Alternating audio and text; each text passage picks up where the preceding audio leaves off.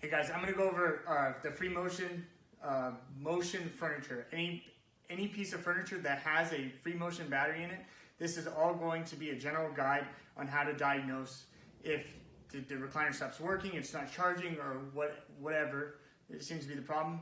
I'm going to help you figure out what you need. So the first thing is, I'm going to go over, the charger is always going to be located behind the back flap. Sometimes, which I've seen, maybe the delivery guy or the cord gets thrown in there.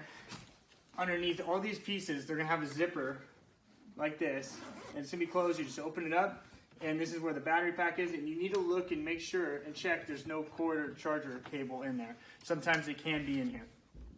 So to set this up, it's always going to be disconnected from the motor. The battery is always going to be disconnected from the motor. You're always going to see this cable sitting here. It will have a motor tag on it, and then you'll have this loose cable in the arm, and so there's only one cable in here that will fit here, and so you just go ahead and plug that in. That, easy to go. So let's say you got your recliner, it's working, everything's good, and then 2 months later, it stopped working. Then you go and you get the charger out, which looks like this. You get the charger out, and you go, and you start charging the recliner. Then you give it a couple hours, you go to recline the piece, and it's not working. Okay, so now we need to check what's going on with the piece. So underneath that same arm, you need to pull the battery out.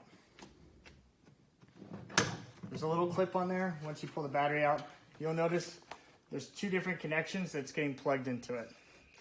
This is the battery meter. So if I unplug this, I can't tell how much juice the battery has. Watch, I go plug that right back in. It will tell me, it will show me the life of the battery. This is the charging. So when you put the charger in here, it communicates with this cord, which gets plugged into the battery and allows the battery to get charged. You need to open up the arm and check that both cables are connected into the battery. If they are not, it's not going to work properly.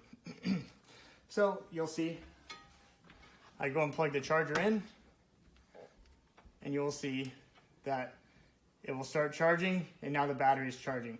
But let's say I take the charging cable out. You go and plug that in, and nothing is happening to the back port, so you need to check and make sure that that connection is in. As soon as I do that, you'll be good to go. And again, if I unplug this, I'm not going to be able to see how much life the battery has. So this just reads the battery.